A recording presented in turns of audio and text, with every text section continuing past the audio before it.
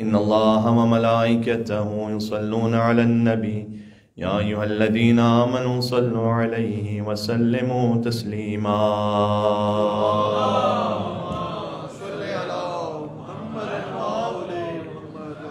أعوذ بالله من الشيطان الرجيم. بسم الله الرحمن الرحيم.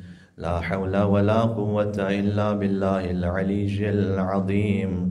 حسبنا الله ونعم الوكيل، نعم المولى ونعم النصير، وبه نستعين وهو خير ناصر ومعين. وصلى الله على رسوله الكريم حبيب إله العالمين رحمة للعالمين المخاطب بطه وياسين العبد المرتضى والنبي المجتبى والرسول المصطفى سيدنا ونبينا ومولانا بالقاسم محمد.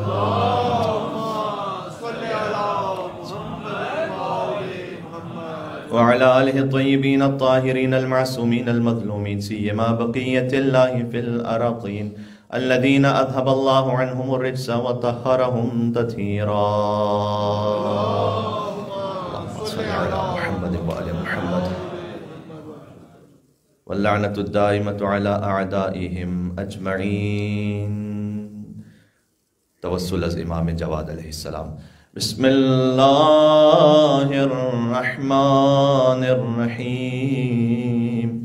یا ابا جعفر یا محمد ابن علی ایہا التقی الجواد یا ابن رسول اللہ یا حجت اللہ علی خلقہ یا سیدنا و مولانا انا توجہنا واستشفعنا وتوسلنا بک الی اللہ وقدمناک بین یدی حاجاتنا یا وجیہا عند اللہ اشفع لنا عند اللہ یا وجیہا عند اللہ اشفع لنا عند اللہ.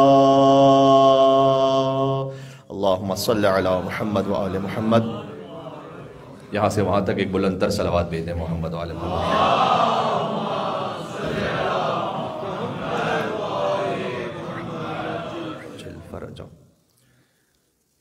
مجلس شہادت امام ابو جعفر محمد ابن علی التقی الجواد علیہ السلام ہے.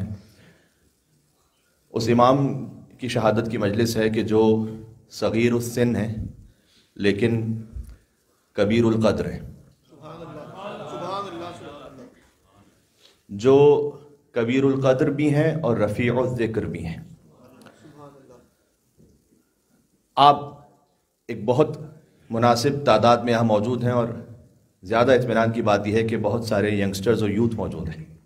اگر میں ایک لفظ میں آپ کے اس آنے کا خلاصہ کرنا چاہوں تو وہ یہ ہے کہ آپ اپنے مقصد زندگی کو پورا کرنے کے لیے تشریف لائے. کیوں ہے یہ؟ دیکھیں پرپز آف لائف کیا ہے؟ میں کچھ یوتھ سے مخاطب ہوں بالخصوص. اللہ تعالیٰ نے جو مخلوقات خلق کی ہیں نا ان کا مزاج یہ ہے، اللہ نے نظام یہ رکھا ہے کہ آپ نیچر سے کچھ لیتے ہیں اور پھر نیچر کو یا سوسائٹی کو کچھ واپس کرتے ہیں. جتنی بھی مخلوقات ہیں it's just like a factory. آپ اس میں را مٹیریل بھیجتے ہیں اور اس سے کوئی پروڈکٹ کو حاصل کرتے ہیں. آپ لکڑی بھیجتے ہیں، اسے فرنیچر بناتے ہیں. آپ اس آئرن بھیجتے ہیں اور اس سے کچھ مٹیریل حاصل کرتے ہیں. اللہ تعالیٰ نے جو مخلوقات خلق کی ہے نا، جو حیوان خلق کی ہیں، جو جانور خلق کی ہیں، آپ غور کیجئے گا. چکن ہے، وہ چھوٹے چھوٹے سے دانوں کو کھا کر آپ کو اللہ سبحانہ و تعالیٰ کی جانب سے وہ نیچر سے کچھ لے رہی ہے اور آپ کو کچھ دے بھی رہی ہے. اب اگر کوئی فقط ان چھوٹے دانوں کو دیکھے تو کوئی یہ سوچ نہیں سکتا کہ یہ پروسیس ہو کر ایک ایگ کی صورت میں ہمارے سامنے غذائیت سے بھرپور ایک شے سامنے آئے گی. تو اللہ تعالیٰ کا ایک نظام ہے کہ آپ نیچر سے کچھ لیتے ہیں اور پھر واپس بھی کرتے ہیں. اسی طریقے سے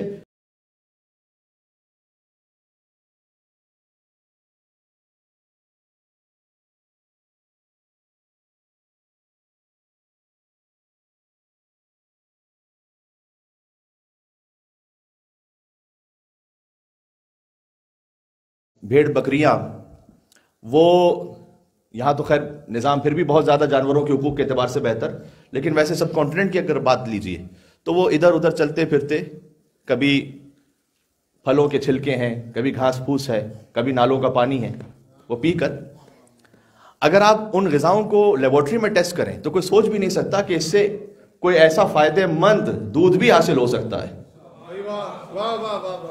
اللہ سبحانہ و تعالیٰ نے قرآن کریم میں اس بات پہ یہ کہا ہے کہ اللہ کی نشانیوں اور آیتوں میں سے ایک آیت یہ ہے کہ اللہ اس جانور کے خون اور گوبر کے درمیان شفا بخش دودھ پیدا کر دیتا ہے۔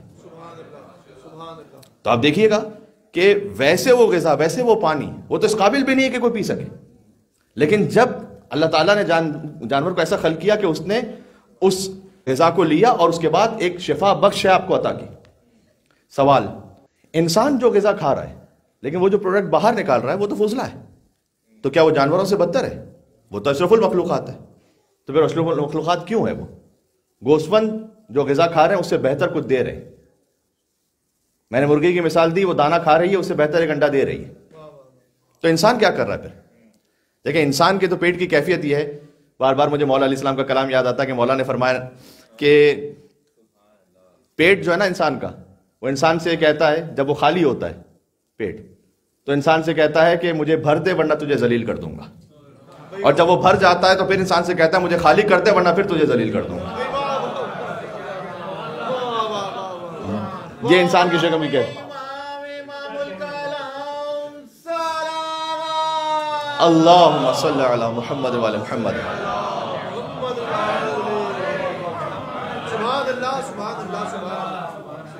انسان کا جو شکم ہے نا وہ اس کو آواز دیتا ہے جب وہ خالی ہوتا ہے تو مجھے بھر دے ورنہ ہیومیلیٹ ہو جائے گا، تو یا تو کوئی غلط کام کرے گا اس کی خاطر، یا کسی کے سامنے ہاتھ پھیلائے گا، عزت ختم ہو جائے گی، مجھے بھر دے، اور جب وہ بھر جاتا ہے تو پھر کہتا ہے مجھے خالی کر دے ورنہ پھر بے عزت ہو جائے گا۔ تو یہ انسان کی اوقات ہے، جبکہ اللہ سبحانہ و تعالیٰ نے قرآن میں کہا لقد خلقنا الانسان فی احسن تقویم، ہم نے تو انسان کو احسن تقویم پہ خلق کیا ہے۔ تو جو احسن الخالقین ہے وہ انسان کے لیے کہہ رہا ہے کہ ہم نے احسن تقویم پر خلق کیا ہے۔ تو انسان میں کیا ایسی خاص بات ہے؟ کیا ایسی بات ہے؟ انسان میں جو خاص بات ہے وہ یہ ہے کہ انسان جب ان نعمتوں کو دیکھتا ہے نا تو یہاں رک نہیں جاتا، وہ غور و فکر کر کے نعمتوں کو عطا کرنے والے کی طرف سفر طے کرتا ہے۔ اسی کو سادہ الفاظ میں معرفت کہتے ہیں، اور یہ سفر طے نہیں ہو سکتا جب تک اللہ کی جانب سے کوئی حجت موجود نہ ہو۔ کیوں؟ اس لیے کہ انسان حیوان نقال بھی ہے، یعنی وہ کاپی کرنے والا اینیمل ہے۔ بچہ جو ہے وہ کون سی زبان کہے گا؟ جو آپ کو وہ بولتا و سن رہا ہے اور دیکھ رہا ہے جیسے، وہ ویسے ہی کاپی کرے گا نا۔ تو انسان حیوان نقال ہے، وہ بالکل بہت زیادہ کاپی کرتا ہے۔ تو اگر آپ اللہ سبحانہ و تعالیٰ کی بارگاہ میں آگے بڑھنا چاہتے ہیں تو اللہ پر گویا اس کی حکمت کا تقاضا ہے، اس کے اعتبار سے اس پر فرض ہے کہ وہ کوئی ایسا آپ کے سامنے سیرت کا نمونہ پیش کر دے کہ جب آپ اسے کاپی کرنا چاہیں تو آپ کے ذہن میں ذرا برابر بھی ڈاؤٹ نہ آئے کہ اگر میں اسے کاپی کر رہا ہوں تو کوئی خطا کا امکان تو نہیں ہے۔ تو اللہ رب العزت کی جانب سے آواز آئے گی کہ نہ صرف خطا کا امکان نہیں بلکہ ترک اولا کا بھی امکان نہیں ہے، ایبسولوٹ معصوم۔ تو جب آپ کسی معصوم کی مجلس سے شہادت میں تجلیل کی خاطر، ان کو تعزیت پیش کرنے کی خاطر تشریف لائیں، اس کا مطلب یہ ہے کہ آپ اپنے مقصد حیات کی طرف ایک قدم بڑھا رہے ہیں۔ یہ بات سمجھ میں آ رہی ہے کتنا اہم ہے شاعر اللہ کو زندہ کرنا، اور کتنا اہم ہے خود اس میں شریک ہونا اور اپنے بچوں کو یہاں پر لے کر آنا۔ تو الحمدللہ ایک تو یہ کہ ان جوانوں اور یوتھ کے لیے بالخصوص کہ جب آپ کسی امام معصوم کا ذکر سن رہے ہیں، اور آج جس امام کی مجلس ہے وہ جوان شہید ہوئے، بچپن میں منصب امامت پر فائز ہو گئے اور جوانی میں شہید ہو گئے، گویا آج امام رضا کے علی اکبر کی مجلس ہے جو کہ 25 سال کے سن میں امام شہید ہوئے، 29 ذی القعدہ 220 ہجری امام کی شہادت ہے۔ اور امام کے لیے وہ کلام امام رضا علیہ السلام نے ارشاد فرمایا کہ آپ کو ایسا کلام کسی اور امام کے بارے میں نہیں ملتا۔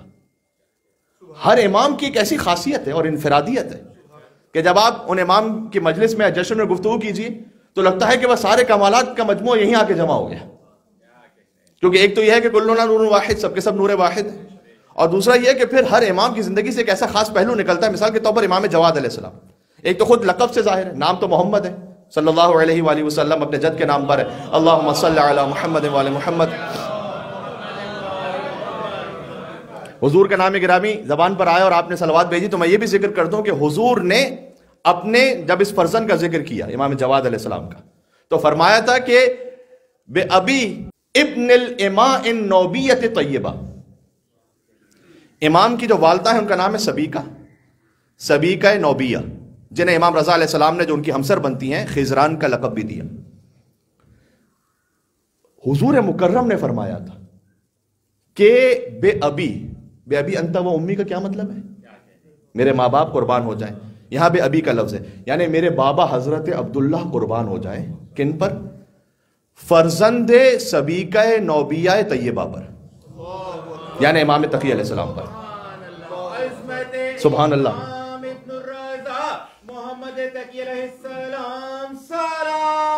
اللہم صلی علی محمد وعلی محمد. خاص یہاں پر امام کا نام لینے کے بجائے امام کی والدہ سے یاد کیا حضور مکرم نے. حضور مکرم نے امام کی والدہ سے یاد کر کے انہیں طیبہ بھی کہا, اور اس بات کو سمجھایا کہ فرزند امام جواد ہو تو ماں پھر سبیکہ خاتون جیسی ہو, تو پھر اس صدف میں نور امامت پرورش پائے. کیا اشہدو انک کنت نورا فی الاصلاب الشامخہ والارحام المطہرہ کا مصداق پورا ہو جائے. لہٰذا یہاں پر خود فیملی لائف کے حوالے سے بہت اہم پیغام ہے کہ جو طیب و طاہر زندگی آپ گزاریں گے اس کا اثر بچوں میں آنے والا ہے, اور یہ وراثت میں اس طریقے سے پہنچتا ہے. اور ماں کا اثر اتنا زیادہ ہے کہ اگرچہ کہ امام یہاں آ کر نہیں بنا کرتے, وہ اللہ کے پاس سے بن کر آتے ہیں, لیکن ان کے دنیا میں آنے کے لیے ماں کا اہتمام اتنا خاص الخاص ہے کہ حضرت ماریہ قبطیہ کی نسل سے ہیں یہ, اور مصر کے علاقے میں رہنے والی ہیں. امام جہاں پر رہتے ہیں وہاں سے سینکڑوں اور ہزاروں کلومیٹر دور, اور وہاں سے اللہ سبحانہ و تعالیٰ اہتمام فرمائے کہ کوئی اور طریقہ تو تھا نہیں, بظاہر ایک کنیز کی صورت میں وہ آئیں اور امام رضا علیہ السلام کے ہمسر قرار پائیں. یہاں تک کہ ابن سلیج سے ساتویں امام یہ فرمائے کہ جب وہ مکہ کی وادی سے گزر رہے تھے اور ابن سلیج بھی ان کے ساتھ تھا, تو امام نے کہا کہ کچھ دنوں بعد مجھے قید کر لیا جائے گا, لیکن ایک زمانے بعد تم اسی مقام پر میرے فرزند علی رضا سے ملاقات کرو گے, اور وہ فرزند جو میرا علی رضا ہے اس تک دونوں علیوں کی صفات پہنچیں گی, یعنی امام علی مرتضیٰ اور امام علی زین العابدین, ان کی صفات پہنچیں گی میرے فرزند امام علی رضا تک. مولا علی علیہ السلام کی شجاعت اور علم اور حکمت, اور سید سجاد کی ایثار و قربانی اور صبر و عبادت, یہ سب پہنچ جائے امام علی رضا علیہ السلام تک. اور پھر امام نے کہا ابن سلیج سے کہ میرے فرزند علی رضا کو اللہ ایک کنیز عطا کرے گا جس سے ان کا ازدواج ہوگا, اور اس کے بعد جو فرزند عطا ہو وہ ہم ائمہ کے علم کا وارث ہوگا. یہ سب بات ہو رہی امام جواد علیہ السلام کی.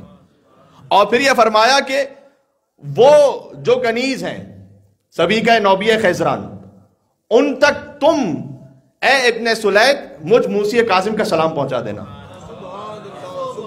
اب ائمہ علیہ السلام کی ماں کے بارے میں جب گفتگو کرنے لگے تو پھر ایک پوری تفصیل ہے, سبحان اللہ, کیا کہنا. تو یہ تو ہو گیا امام کا نام محمد صلی اللہ علیہ وآلہ وسلم, حضور کے نام پر چونکہ ہم صلوات بھیجتے ہیں, اور ان کی والدہ کا تھوڑا سا ذکر ہو گیا مجلس میں, بہت لازم تھا مجھ پر. ان کے جو القاب ہیں وہ سبھی جانتے, تقی اور جواد. اور ایک حدیث کا کامل مرقع اگر آپ سمجھ لیں تو یہ القاب ہیں. کیوں؟ اس لیے کہ امام علیہ السلام سے پوچھا گیا کہ بہترین عبدیت کیا ہے, بندگی کیا ہے. امام نے کہا خالق کی اطاعت کرو اور مخلوق کی خدمت کرو, یہ ہے بہترین بندگی. خالق کی اطاعت, مخلوق کی خدمت. خالق کی جو اطاعت کرے اسے تقی کہتے ہیں, مخلوق کی جو خدمت کرے اسے جواد کہتے ہیں.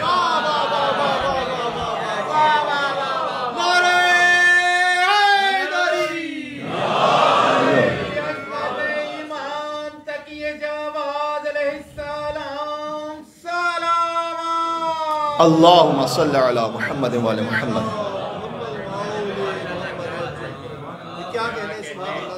آپ سے گزارش ہے کہ وہاں تک مومنین ہو چکے ہیں، تھوڑا سا قریب تشریف لے آئیے گا تاکہ آنے والے مومنین اور تشریف لاتے جائیں. مل کے صلوات اور بے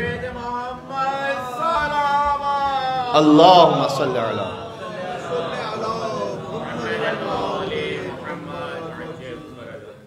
کمال بندگی کیا ہے؟ بندگی جمع ہو جاتی ہے خالق کی اطاعت میں، مخلوق کی خدمت میں. جو خالق کی اطاعت کرے اسے تقی کہتے ہیں، جو مخلوق کی خدمت کرے اسے جواد کہتے ہیں. اب اگر آپ کے ذہن میں ہماری گزشتہ 5-6 سال کی مجالس ہیں تو یہ آپ اچھی طریقے سے جانتے ہیں کہ جواد اور سخی کا فرق کیا ہے. اسے بار بار تفصیل میں جانے کی ضرورت نہیں ہے. البتہ یہ کہ کیونکہ ہر سال کچھ نہ کچھ نئے مومنین شامل ہوتے رہتے ہیں تو ایک جملے میں کہہ کر گزر جاؤں کہ سخی وہ کہ جو ڈیزرونگ ہو اسے عطا کرے، جواد وہ کہ ڈیزرو نہ بھی کرتا ہو تب بھی عطا کرتا ہے.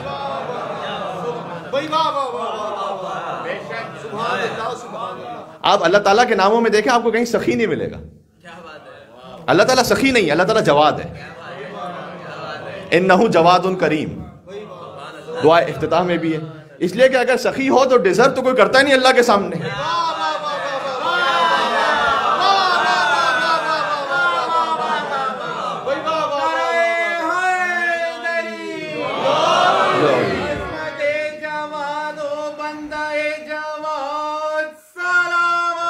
اللہم صلی علی محمد.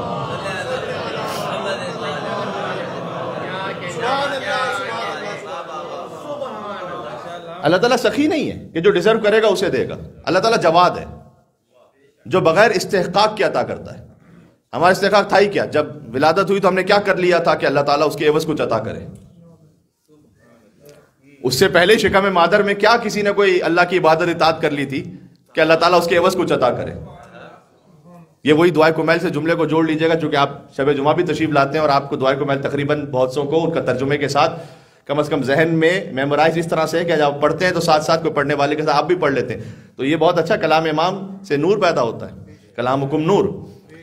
تو امام نے نہیں فرمایا کہ پروردگار کہ تو اپنا کرم پہلے ہی کرتا چلا آیا ہے اور جبکہ میں اس کا حقدار نہیں تھا تو ویسا ہی کرم جاری و ساری فرما.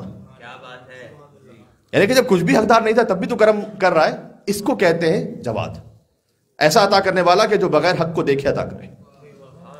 ایک اور فرق یہ ہے کہ سخی سوال کے بعد عطا کرے، جواد سوال سے پہلے عطا کرے. اب امام کے القاب آپ دیکھیے تو تقی اور جواد، اور تقی ہے امام، متقی نہیں ہے، تقی ہے. متقی وہ ہوتا ہے کہ جو تقوی کے راستے پہ چلے. تقی یعنی جس کے وجود میں تقوی سما جائے، جس کا دیکھنا تقوی ہو، جس کا بولنا تقوی ہو، جو خود عین تقوی ہو. امام کی جو منصب امامت کا زمانہ شروع ہوتا ہے وہ ہے 8 برس کا سن. امام رضا علیہ السلام نے ایک ایسا جملہ ارشاد فرمایا کہ جو کسی اور امام کے لیے نہیں ہے.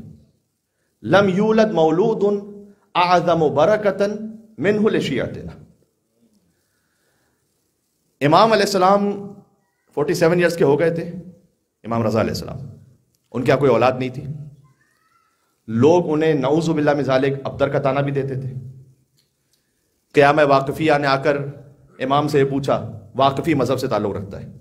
اس زمانے میں امام علیہ السلام نے جو فتنوں کا سامنا کیا اس میں واقفی مذہب ہے، زیدیہ ہے. واقفی وہ کہ جو 7ویں امام کے بعد اسٹاپ ہوگا. انہوں نے کہا 7ویں امام پر امامت ختم ہو گئی.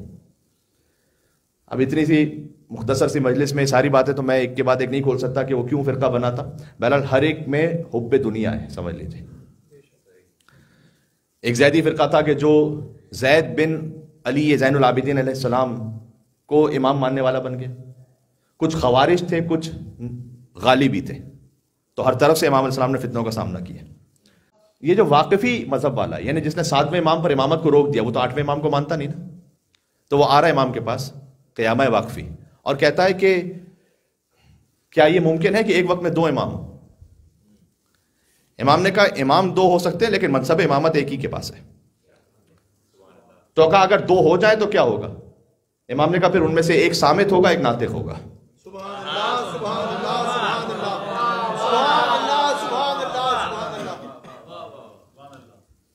اس نے کہا کہ صامت تو قرآن ہے، ناطق آپ نہیں ہے نعوذ باللہ من ذالک، اس لیے کہ آپ کی کوئی اولاد نہیں ہے.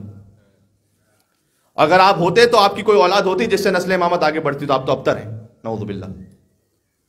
امام علیہ السلام نے کہا کہ کیا تم مستقبل کی خبر رکھتے ہو؟ تو اس نے کہا آپ کہنا کیا چاہتے ہیں؟ امام نے کہا کہ اللہ مجھے ایک ایسا بیٹا عطا کرے گا کہ لم یولد مولود اعظم برکۃ منہ لشیعتنا، اللہ نے ہمارے شیعوں کے لیے اس سے زیادہ بابرکت کوئی اولاد عطا ہی نہیں کی ہے۔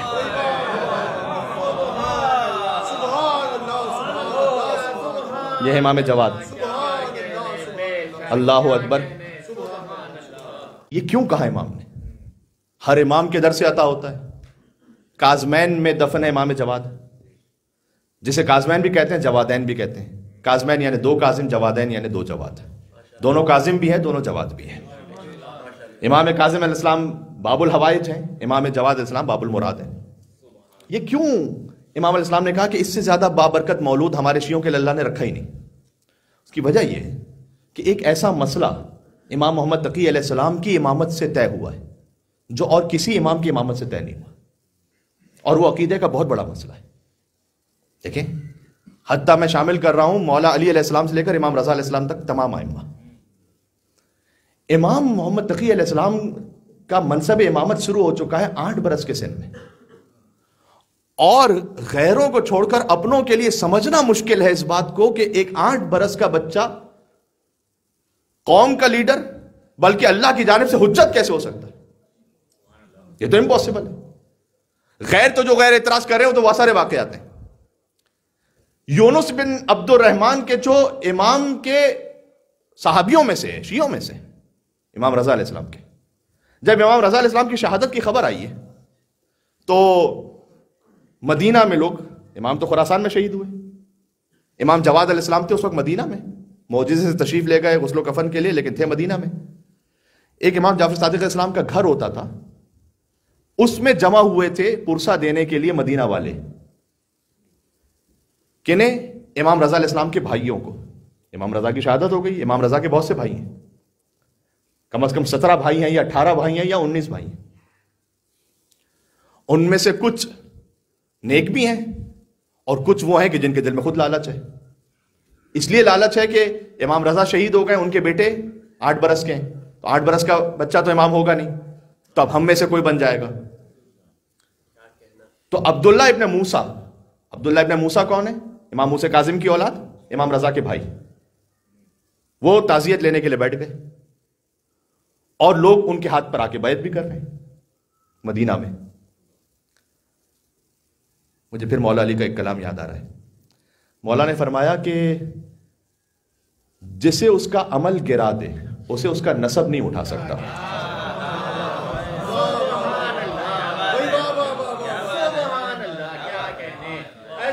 یہ جملہ پہنچا اب تک؟ اللہم صلی علی محمد۔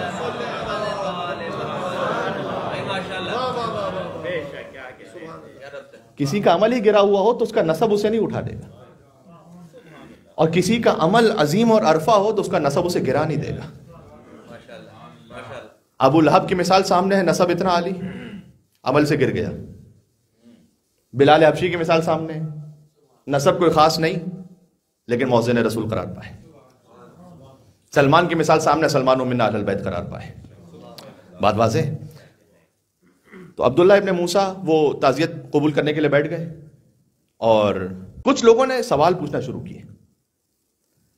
امام رضا علیہ السلام نے پہلے ہی فرما دیا تھا، دیکھو حجت کی پہچان یہ ہے کہ اگر تم اس سے کوئی سوال پوچھو تو اللہ کی طرف سے جو حجت ہے وہ جواب میں یہ نہیں کہے گا لا ادری، مجھے نہیں معلوم۔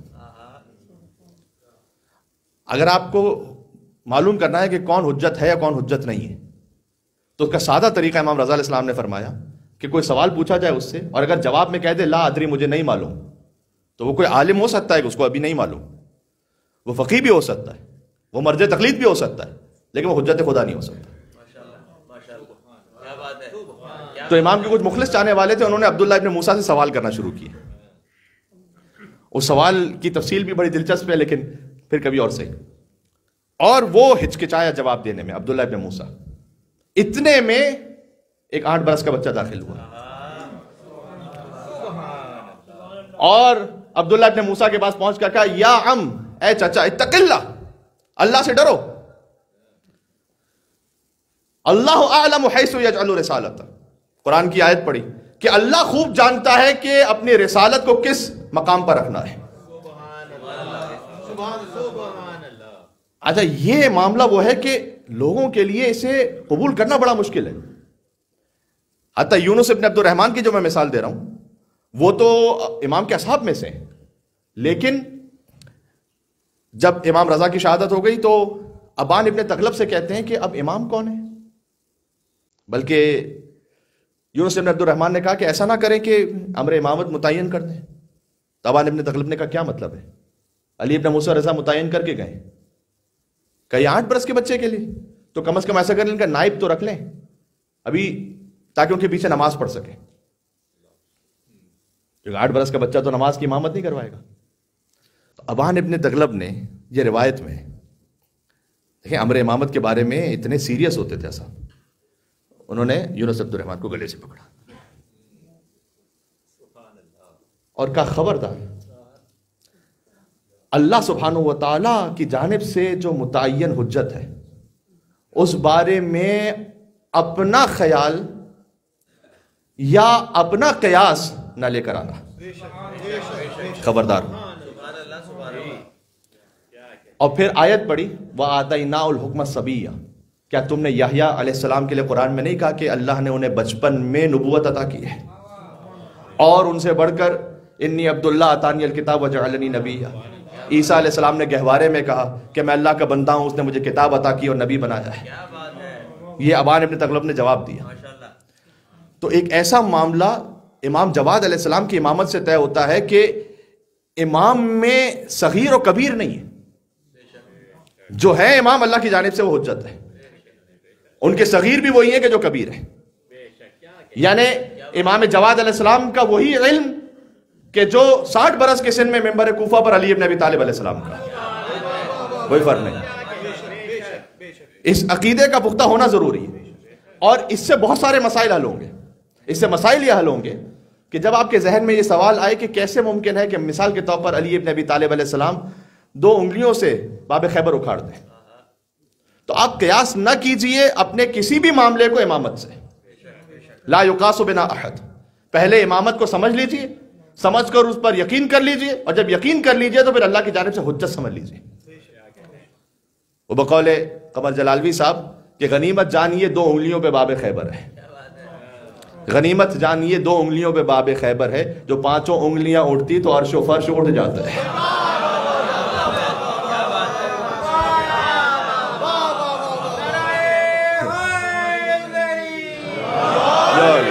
بات اللہم صلی علی محمد و علی محمد.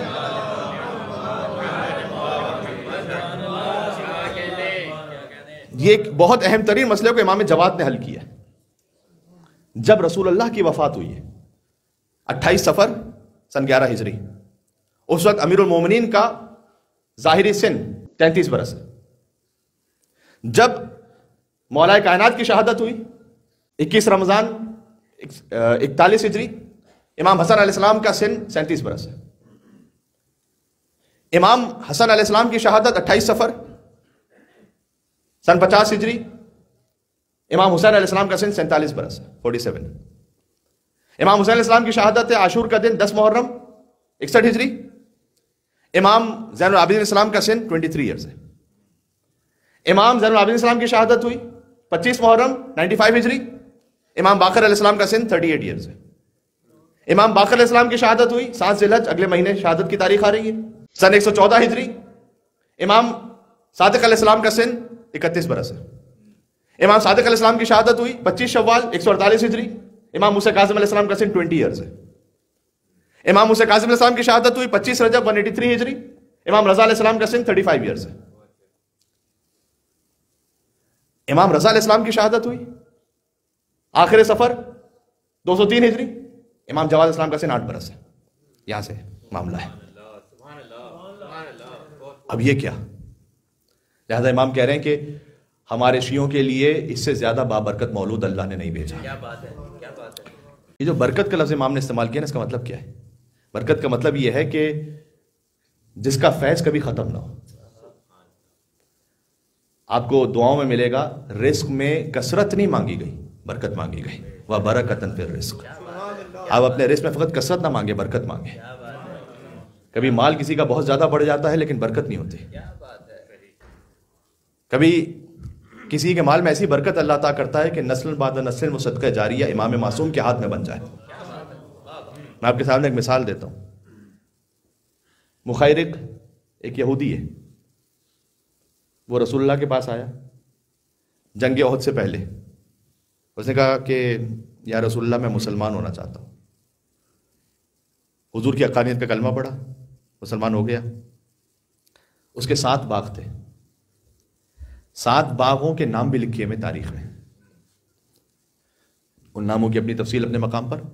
اس نے کہا کہ میرا کوئی اور وارث نہیں ہے یا کسی کو شاید بنانا نہیں چاہتا تھا. کہا میں نے آپ کو سب ہدیہ دے دیا، یہ 7 باغ آپ کے ہوئے، مجھے جنگ احد میں جانے دیں آپ کی نصرت کرنے کے لیے. گیا، جنگ میں شہید ہو گیا، شہداء جنگ احد میں سے. یہ 7 باغ رسول اللہ کے پاس آئے. البساتین السبعہ، یہ باقاعدہ تاریخ میں اس کے نام موجود ہیں کہ 7 باغ. یہ 7 باغ رسول اللہ نے بی بی فاطمہ کو ہدیہ کیے تھے. فدق الگ ہے، یہ 7 باغ الگ ہے. فدق غصب ہوا تھا، یہ 7 باغ بہرحال اس وقت غصب ہونے سے رہ گئے. فدق کی آمدنی بہت زیادہ تھی لیکن ان کی بھی آمدنی تھی. یہ جو ایک سوال ہوتا ہے کہ ائمہ علیہ السلام اتنا انفاق کیسے کرتے تھے؟ امام حسن علیہ السلام کا اتنا دسترخوان ہے، امام رضا علیہ السلام کا اتنا انفاق ہے. اس کی وجہ یہ ہے کہ یہ جو 7 باغوں کی آمدنی تھی نا، بی بی فاطمہ سلام اللہ علیہا نے یہ باغ ہدیہ کر دیا مولا علی کو. یہ 7 باغ مولا علی سے پہنچے امام حسن علیہ السلام تک، امام حسین علیہ السلام تک، امام زین العابدین علیہ السلام تک، اور یہ نسل بعد نسل امامت میں جاری رہے. یہ ہے اس کے 7 باغوں کی برکت. مال ہے لیکن ختم نہیں ہو رہا، امام کے ہاتھ میں. آپ مال سے ایسی پاکیزگی مانگیں اللہ سے. مال میں کبھی کثرت بہت زیادہ ہے لیکن کثرت کے بعد کتنے بڑے بڑے نواب گزر گئے، مال ختم ہو گیا. جو صدقہ جاریہ تھا وہ بھی ختم ہو گیا. کبھی تو اولاد نے کسی اور غلط کام میں استعمال کر لیا، مصرف کر لیا.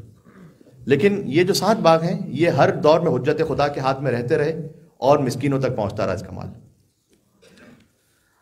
بہت سینسیٹیو موضوع کو اس وقت چھیڑنا زیادہ تفصیل میں نہیں چاہتا. یہ کہ ہم اپنے ویسے بینک بیلنس کو بڑھانے کے لیے اور پراپرٹیز کو بڑھانے کے لیے اور باقی سارے معاملات کے لیے بھی، ہمیشہ نہیں لیکن اکثر انہی وجوہات کی وجہ سے یہ جو فیملی سسٹم ہمارا ڈسٹرب ہوا نا، کہ دونوں ہی گھر سے باہر جائیں مستقل بنیادوں پر. اس میں آپ غور کیجئے گا کہ مال میں کثرت مل جائے گی لیکن برکت مل رہی ہے یا نہیں مل رہی. بعض لوگوں کے لیے واقعی مجبوریاں ہوتی ہیں، اور میں ہرگز یہ نہیں کہنا چاہ رہا کہ ایک خاتون کے لیے باہر جا کر اپنے فائنینسز کو حاصل کرنا یہ کوئی غلط ہے یا شرعاً جائز نہیں ہے، میں ہرگز یہ نہیں کہنا چاہ رہا. لیکن جو شریعت نے بہرحال لائن ڈرا کی ہے وہ یہ کہ پارٹنر آپ کو نہیں بنایا، پارٹنر یہاں کی ٹرم ہے، ہسبینڈ اینڈ وائف بنایا ہے. دونوں میں فرق ہے. کور رسپانسبلٹی گھر کے اندر کی رکھی ہے ایک خاتون کی، باہر کی رکھی ہے ایک مرد کی. بنیادی رسپانسبلٹی. جب آپ اس سسٹم کو چھیڑتے ہیں تو اس کے اثرات بھی آتے ہیں. یہ نہ سمجھیے کہ خاتون اگر گھر میں بیٹھ کر گھر کا کوئی کام کر رہی ہوں تو وہ وقت ضائع کر رہی ہے. یہ جو اس کے بچے دیکھ رہے ہیں نا اسے، اور خاص طور پر ماں کے ہاتھ کا کھانا کھا رہے ہیں، اس کے جو اثرات پہنچ رہے ہیں وہ کسی مال سے نہیں خرید سکتے. اسی خدمت کے دوران جب وہ نماز کا وقت آئے تو روک کر نماز پڑھنے لگے، اور بچے یہ دیکھ رہے ہیں کہ ہماری ماں مصلی عبادت پر کھڑی ہو گئی. تو میں نے کہا ہر ایک کے سرکمٹانسز الگ ہوتے ہیں. تو ہو سکتا ہے کہ بعض افراد بابر مجبوری، بعض ڈاکومنٹیشنز کے مسائل کی وجہ سے ہوتا ہے، کچھ اور معاملات کی وجہ سے ہوتا ہے، لیکن اسے آپ زندگی کا نارمل حصہ نہ سمجھ لیں. اتنی گزارش ہے. یہ نارمل روٹین نہیں ہے زندگی کا جو ریلیجس لائف اللہ سبحانہ و تعالیٰ نے ہمیں سکھلائی ہے. تو کیونکہ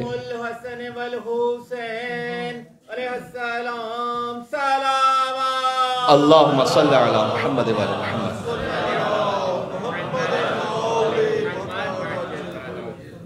عالم دین کا ایک اچھا جملہ ہے، انہوں نے یہ کہا تھا کہ ہم اس بات کی قطعاً مخالفت نہیں کرتے کہ خاتون وہ باہر جا کر فرض کیجئے کہ اپنے مشغولیات میں مصروف رہیں، لیکن یہ ہسبینڈ اینڈ وائف کے رشتے کی کاسٹ پر نہیں ہونا چاہیے. اس میں ساری بات ہے. تربیت اولاد کی کاسٹ پر نہیں ہونا چاہیے. یہ جو برکت کا لفظ ہے کہ جس کے اثرات جاری رہیں، خود حضور کا کلام ہے جو ہم تک امامی کے ذریعے سے پہنچا ہے کہ اللہ تعالیٰ نے کوئی غذا اعظم برکتن منہ لبن امہ، کہ اللہ نے کوئی غذا بچے کے لیے ماں کے شیر سے زیادہ بابرکت نہیں رکھی. اب وہ سسٹم ہی ختم ہو گیا. کیوں؟ اس لیے کہ جیسی بچے کی ولادت ہو تو 2 سے 3 مہینے بعد فرض کیجئے کہ آپ نے پھر جوائن کرنا ہے، اور بچہ پھر ہو سکتا ہے کہ 1.5-2 سال بعد پھر چائلڈ کیئر میں چلا جائے گا.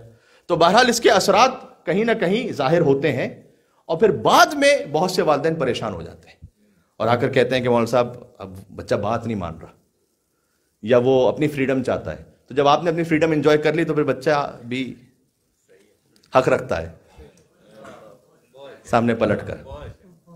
پھر وہ اپنی جو مصروفیت ہے، پھر وہ اپنی کمپینین شپ جو ہے وہ گیجٹس میں ڈھونڈ لیتا ہے، اور اس کے بعد پھر بسا اوقات، سب جگہ نہیں، کچھ کیسز ایسے بھی آ جاتے ہیں کہ پھر ایسے وہ ان معاملات میں آگے بڑھ جاتا ہے، بالخصوص گیمنگ اور اس کے بعد چیٹنگ.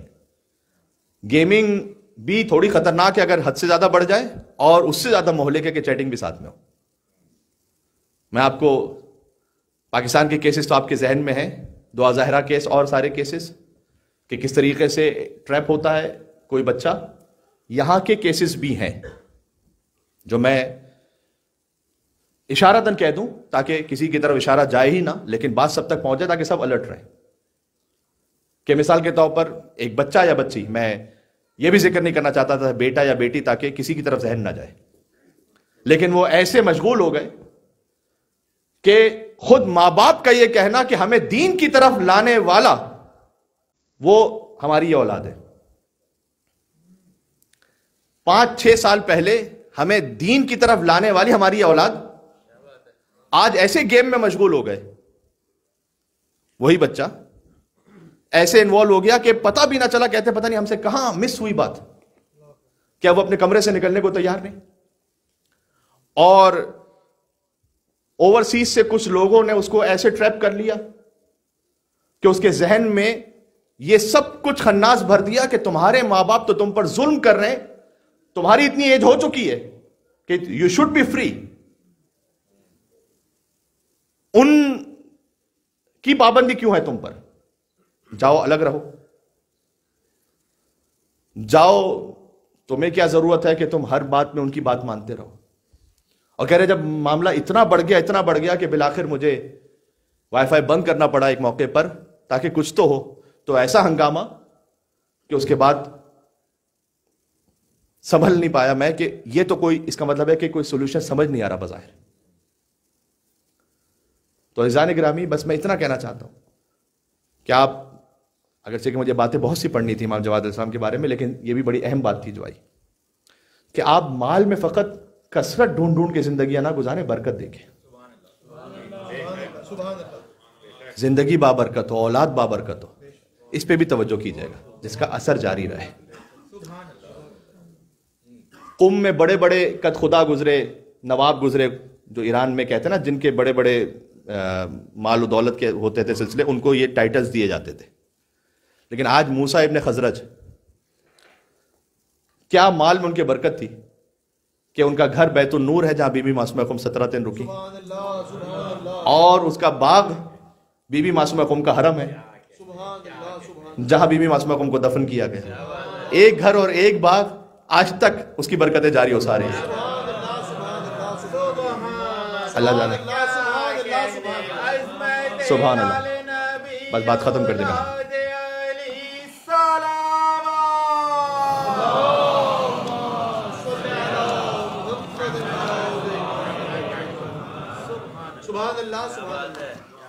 امام جواد شیخ مفید کے مطابق اللہ عز و جل نے جب امام کی شہادت ہوئی تو 4 اولادیں عطا فرمائی تھی. خود ایک تو امام ہادی ہیں، ایک موسیٰ مبرقہ ہے جن سے کثیر رضوی سادات کا سلسلہ ہے۔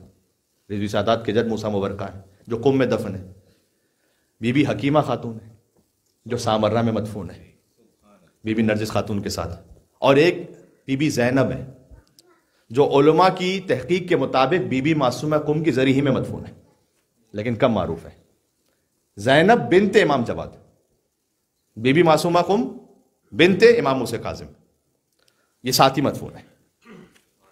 وقت تو گزر گیا لیکن کم از کم چلیں خطبہ سنا ہی دوں، ایک مختصر تھا امام کا خطبہ تھا۔ اللہم صلی علی محمد۔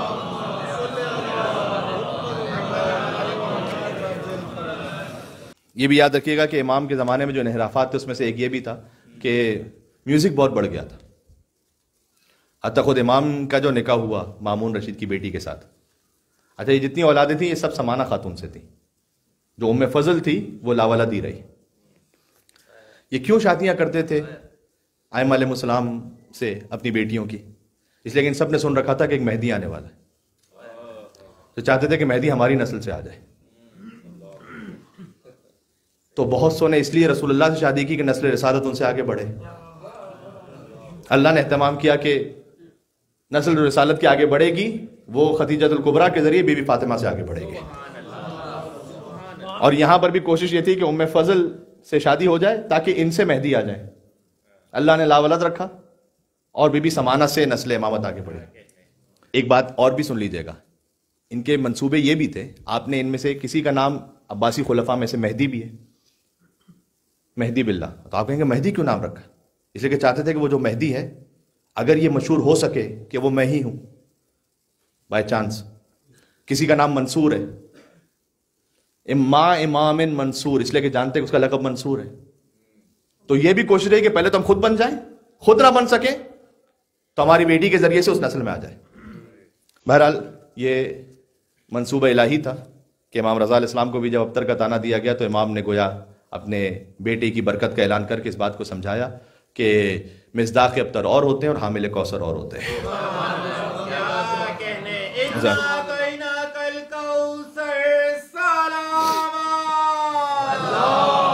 اللہم صلی علی محمد وعلی محمد۔ مجھے اجازت دیں میں چند کلمات پڑھ کے مصائب کی طرف جا رہا ہوں۔ جب امام رضا علیہ السلام کی شہادت ہوئی تو امام جواد علیہ السلام تھے 8 برس کے سن میں، جانتے ہیں بار بار عرض ہو گیا، وہ آئے اس وقت مسجد نبوی میں اور ممبر پر تشریف لائے اور امام جواد علیہ السلام نے یہ کہنا شروع کیا کہ انا محمد بن علی الرضا انا الجواد انا العالم بانساب الناس فی الاسلاب، میں جواد ہوں، میں انسانوں کی نسلوں کا جاننے والا ہوں فی الاسلاب، ان کے باپوں کے اسلاب میں۔ یہ 8 برس کا بچہ کہہ رہا ہے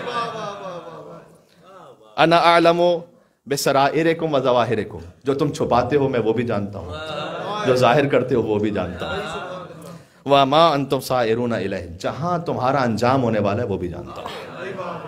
علم منحنا من قبل خلق الخلق اجمعین، یہ وہ علم ہے کہ جو اللہ کے ذریعے ہم تک پہنچا ہے، من قبل خلق الخلق اجمعین، اس سے پہلے کہ اللہ اپنی کسی بھی مخلوق کو خلق کرتا بھی، یہ وہ علم ہے کہ جو اللہ نے اس سے پہلے ہمیں عطا کیا ہو۔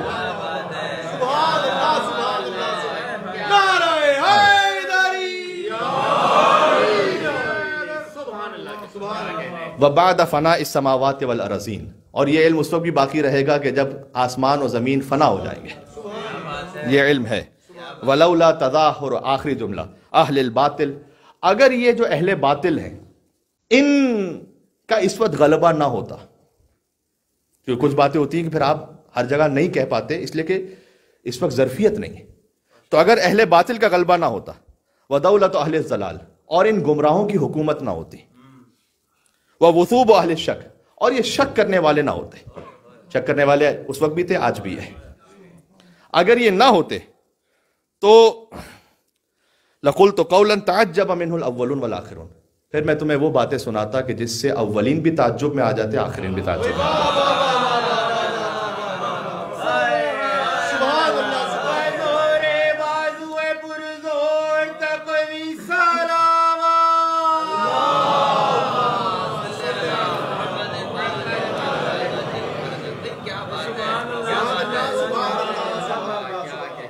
یہ امام کا خطبہ ہے ممبر پر.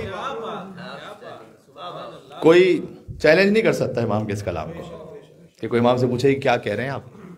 امام نے کہا کہ اگر یہ شک کرنے والے نہ ہوتے تو پھر میں وہ کہتا کہ تعجب بہ الاولون والآخرون. اولین بھی تعجب کرتے کہ یہ کیا کہہ رہا ہے 8 برس کا بچہ, اور آخرین بھی تعجب ہی میں پڑے رہتے کہ یہ کیا کلام ہے. اس کے بعد غور کیجئے گا, امام علیہ السلام نے اپنے ہاتھ کو اپنے دہن مبارک پر رکھا, یہ روایت سنا رہا ہوں, اور کہا یا محمد, اپنے آپ سے کہا اے محمد تقی اسمت کما صمت آباؤک من قبل, بس چپ ہو جاؤ جیسے کہ تمہارے باپ دادا چپ رہے تھے.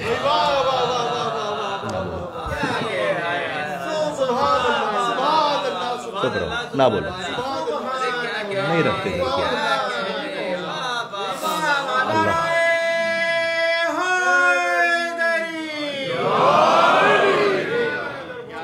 بات سمجھ میں آ گئی؟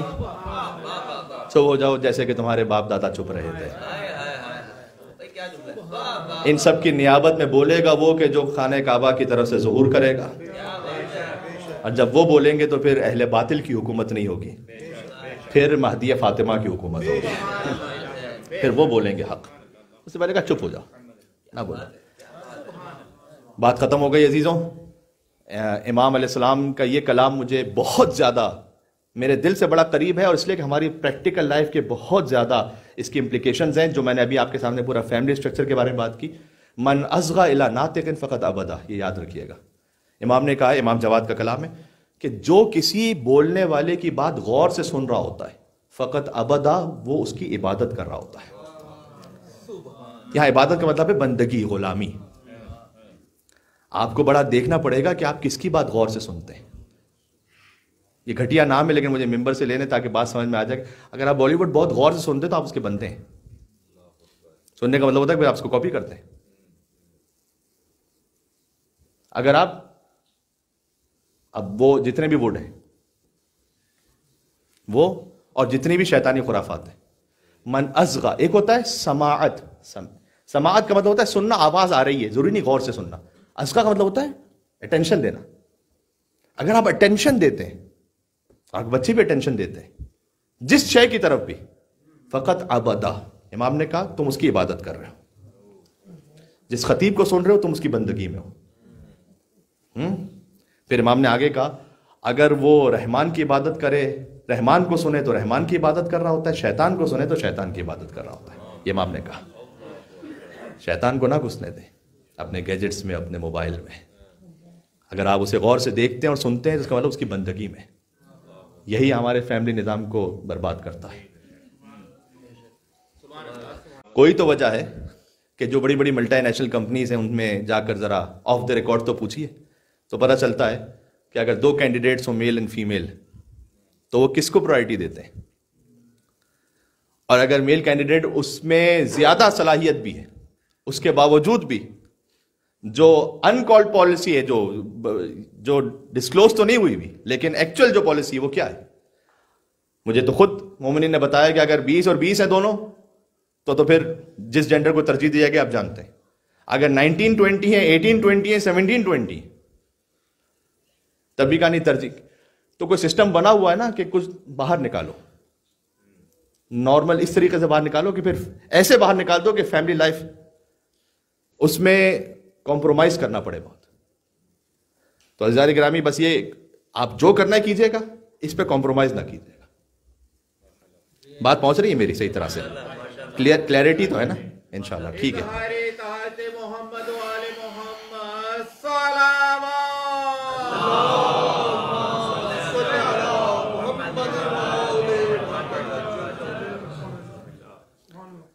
تو ہم سب نے مل کر معنوی سفر طے کرنا ہے, اکیلے اکیلے نہیں کرنا ہے. تو اللہ تعالیٰ مجھے بھی اور آپ سب کو یہ توفیق عطا فرمائے کہ جہاں کہیں ہم کسی راستے پر ایسے ہوں کہ کہیں نصیحت کی ضرورت ہو تو مجھے بھی نصیحت قبول کرنے کی اور آپ کو بھی نصیحت قبول کرنے کی توفیق ہو. مادیت اور معنویت میں جانتے ہیں فرق کیا ہوتا ہے؟ مادیت اور معنویت میں فرق یہ ہوتا ہے کہ مادیت میں نا دنیا کا جو نظام ہے, اگر 10 دوڑنے والے ہیں, ریس ہو رہی ہے, ایک جیتے گا تو 9 ہاریں گے. معنویت میں ایسا نہیں ہے. وہاں آپ جیتیں گے اس وقت جب آپ باقی 9 کو بھی لے کر ساتھ پہنچیں گے.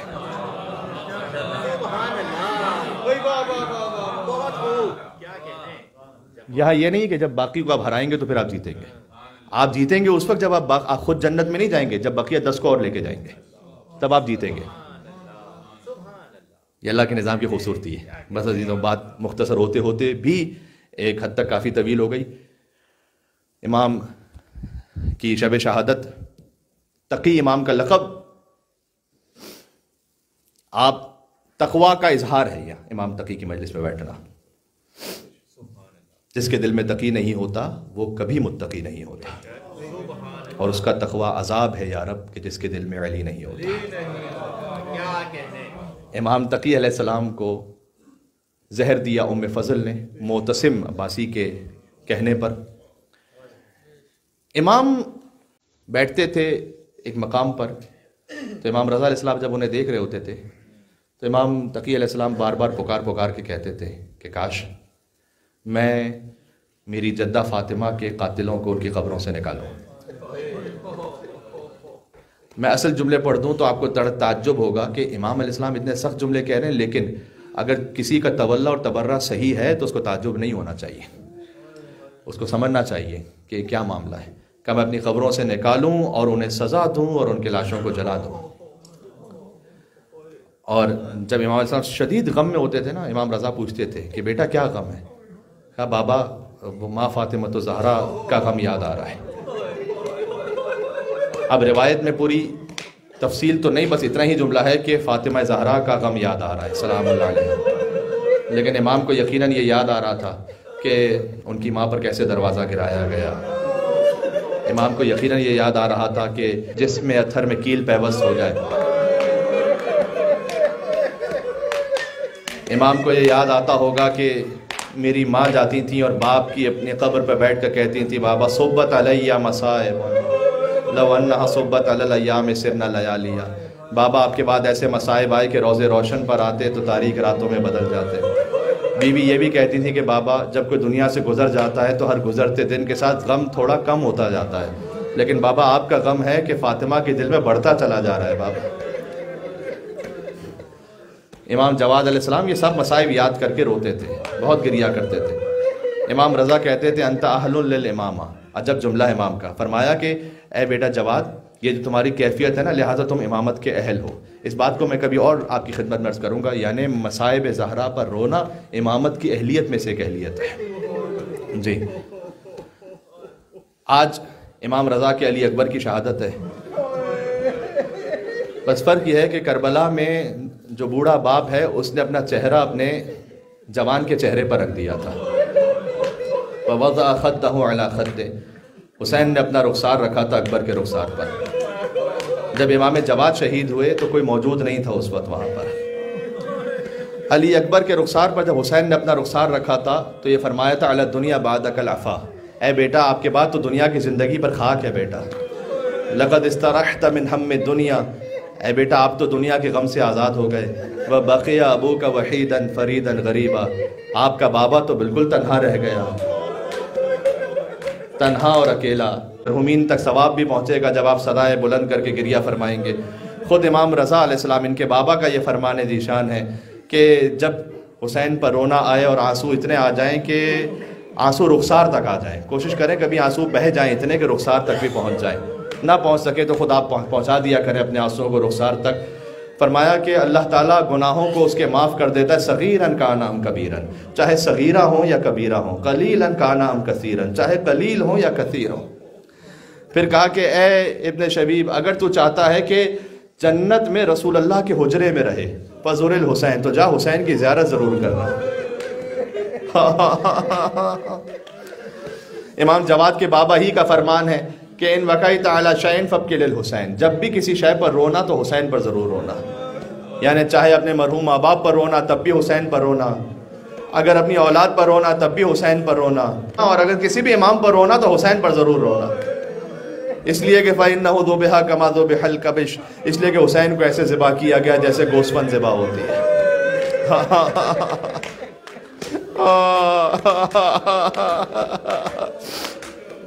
آئے امام جواد علیہ السلام چند جملے مجھے کہنے ہیں. جب امام کو زہر دیا گیا، امام کو جب زہر دیا گیا تو ہر امام کے زہر کی ایک الگ کیفیت ہے. امام حسن علیہ السلام کو جب زہر دیا گیا تھا تو ان کا جسم تھا سبز ہو گیا تھا زہر کے اثر سے. مولا علی علیہ السلام کے جب سر پر ضربت لگی تھی تو چہرہ ابدا زرد ہو گیا تھا کیونکہ اس تلوار میں زہر بھی تھا اور تلوار کا اثر بھی تھا. امام زین العابدین امام محمد باقر انہیں جب زہر دیا گیا تو وہ صاحب فراش ہو گئے تھے, بستر سے اٹھ نہیں پاتے تھے. امام محمد تقی کو جو زہر دیا گیا اس میں پیاس بہت زیادہ لگتی تھی. اب پیاس کے مصائب تو کسی شیعہ کے سامنے کوئی الگ سے پڑھنے کی ضرورت نہیں ہے, اس لیے کہ حسین کا نام کافی حسین کا نام, یہاں پیاس کا لفظ آیا وہاں 3 سال کی بچی یاد آئی جو اپنے چچا سے کہہ رہی تھی چچا پانی. جہاں پیاس کا لفظ آیا تو وہاں ایک 6 مہینے کا بچہ یاد آیا کہ جو پیاسا تھا جس کا بابا خود اسے ہاتھوں میں اٹھا کر لے گیا تھا. تو امام محمد تقی علیہ السلام بہت پیاسے تھے, شدت سے تڑپتے تھے. امام علیہ السلام بغداد میں, اور ام فضل لعینہ نے یہ کام کیا کہ جب امام فریاد کرتے تھے نا علتش چیختے تھے امام, تو اس نے دروازے کو بند کر دیا حجرے کے, کوئی اندر نہ جانے. جب امام کی آواز اور بڑھی تو اس نے کچھ مغنیہ عورتوں کو بلایا جو دروازے کے باہر تالیاں پیٹ رہی تھی.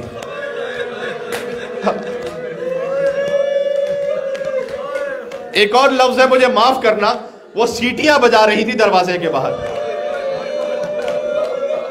تالیاں پیٹ کر, گانے گا کر, سیٹیاں بجا کر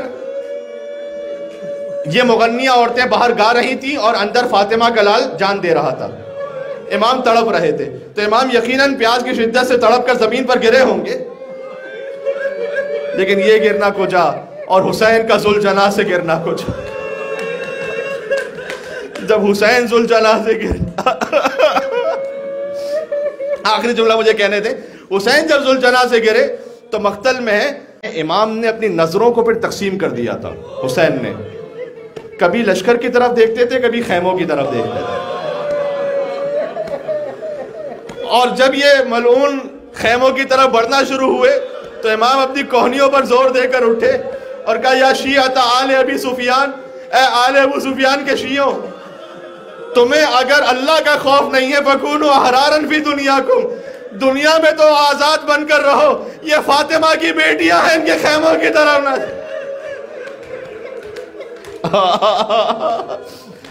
امام وہاں تالیاں بجائی جا رہی تھی. امام جواد علیہ السلام نے جان دی. امام علی النقی علیہ السلام 6 برس کے تھے اور مدینہ میں تھے. تو امام ایک لوح پر دیکھ رہے تھے جو اللہ سبحانہ وتعالیٰ کی جانب سے تھی. اس لوح پر دیکھ رہے تھے کہ گویا امام جواد علیہ السلام کی شہادت ہوئی, اور امام جواد علیہ السلام کی شہادت ہوتے ہی امام کے چہرے کا رنگ بدل گیا. امام سے کسی غلام نے پوچھا کہ مولا کیا کیفیت ہے؟ کہا میرے بابا کو ابھی بغداد میں مار دیا گیا. امام معجزے کے ذریعے سے پہنچے اور غسل و کفن کا اہتمام کیا امام نے, اور غسل و کفن کا اہتمام کر کے امام کو اپنے جد کے پہلو میں کازمین میں دفن کیا گیا. بس عزیزوں, لا یومک یومک یا ابا عبداللہ, حسین کی مصیبت جیسا کسی کی مصیبت کا دن نہیں ہے. اس لیے کہ ہر امام کی شہادت تو دردناک ہے, لیکن بہرحال تدفین ہو گئی تھی. کہاں ہیں رونے والے؟ کسی امام کا لاشا 3 دن تک جلتی ریت پر نہیں پڑا رہا. یہ فقط حسین کا لاشا تھا کہ جو بے گور و کفن تھا. جب بعد میں ایک بیمار بیٹا دفنانے آیا بھی تو لاش پر سر موجود نہیں تھا. کسی امام کے لاشے پر قبر پر یہ نہیں لکھا گیا یہ اس امام کی قبر ہے جسے پیاسا مارا گیا. سجاد نے لکھا یہ اس مظلوم کی قبر ہے جسے 2 نہروں کے درمیان پیاسا سے بھاگا. یا امام علی النقی علیہ السلام برسہ قبول کیجئے گا, یا امام رضا علیہ السلام برسہ قبول کیجئے گا. ایک جوان امام کی شہادت ہو گئی.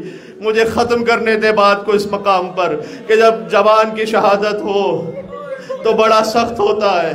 چلے بیٹا تو آ جائے باپ کا لاشا اٹھانے, لیکن بوڑھا باپ جب پہنچے حسین سے اٹھا نہیں جاتا تھا کربلا میں. عزیزوں مقتل میں حسین جان دے دیتے اگر زینب نہ آتی. زینب نے آ کر حسین کو بچا لیا.